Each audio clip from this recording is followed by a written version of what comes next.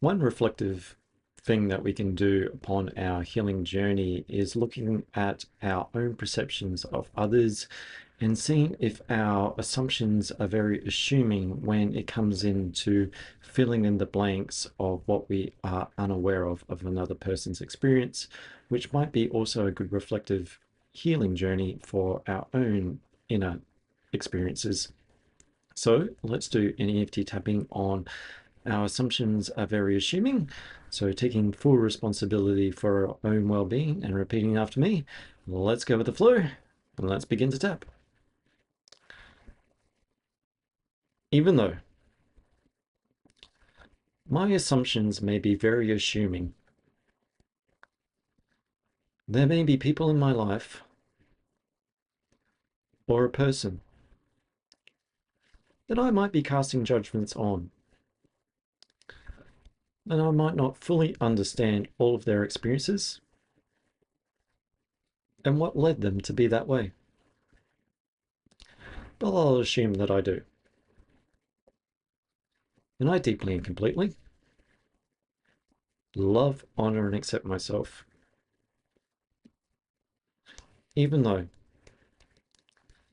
I might not have all the information about this person or these people, but I'm going to formulate an assessment based upon how I view them and how I assume they got to be that way, without ever really interacting with a person or those people. And I deeply and completely love, honor, and accept myself, even though I'm open to the possibility that some of my assumptions may be based upon my own past experiences. And if I'm thinking very critically of others, I might want to resolve this criticism within myself so that I'm not so assuming of others and more understanding. And I deeply and completely love, honor, and accept myself. My assumptions are very assuming. This person, all these people, I'm filling in the blanks. I don't fully understand what happened in their life. Maybe I don't care to understand. Maybe I'm a shoot first person, and I'll ask questions later to affirm if my assumptions were true. And people might get hurt in that process, because I might miss the mark about what I'm assuming about this person. I might get it wrong and make the other person feel wrong, because they might have already been feeling misunderstood. But did I take the time to understand them or to hear their voice and all of their experiences? I'm filling in the blanks with my assumptions. I'm assuming that they're a certain way, and I'm confirming my own assumptions, because any indication that the person may display, even without me truly interacting with that person, further confirms my own bias towards them. All this confirmation bias, all this refusal to see another way. I might be opening up my mind by opening up the possibility that I don't know it all for this other person. That I might be assuming some of these experiences for them based upon my own experiences, filling in the blank by the contents of my own life. Because when I see another person, I relate that back in my own mind. And I relate it back to my own experiences in life. And perhaps I haven't had such great experiences within my own life. Or that I've had great experiences at the expense of others, or at the expense of my own emotional attachment to myself. Because sometimes feeling things is a bit uncomfortable to feel. And based upon my own experiences, I see someone else of who I assume is not living up to my own experiences of what I expect them to be, of what I think they should be. And so I start to fill in the blanks. I reflect upon my own thoughts and start to project that outwards. Based upon my own scientific assumptions, I know for a certain fact, of which I've not clarified with the other person, categorically why they might be that way. My assumptions are very assuming. And how do I know if I've never truly interacted with, if I've never took the time to walk a mile in their shoes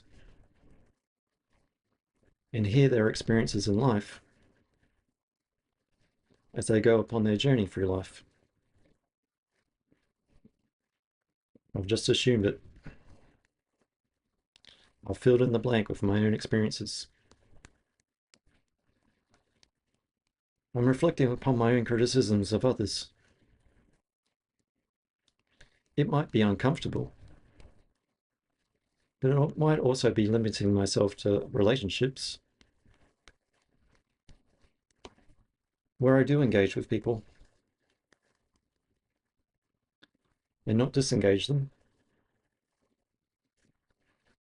through my assumptions. All these connections, all these life experiences. Someone might not be truly able to explain themselves. But when have I? When have I walked away from a discussion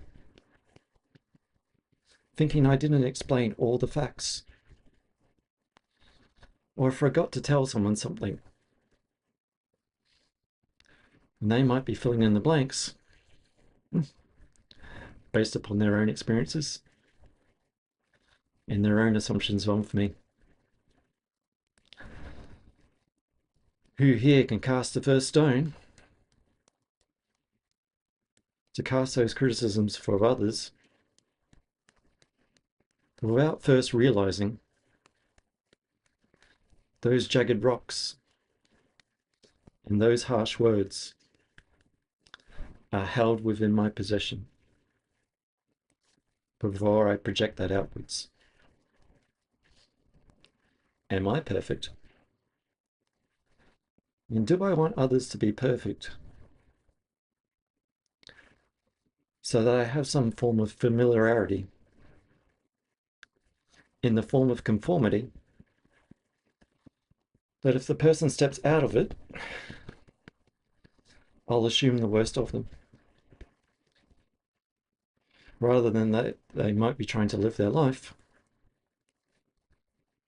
for themselves? And in my assumptions, the sum of all of which I assume, I don't really be missing out by discounting my relationships with others. Am I truly there for others? Or is it in only thoughts only? And what is the value of those thoughts? That either give positive value, or am I thinking in very negative thoughts towards them and decreasing their value and their self-worth?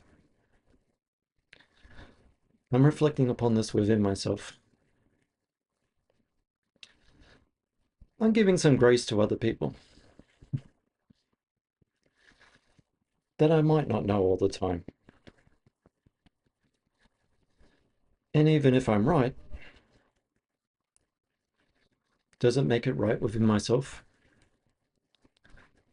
to think harshly of others?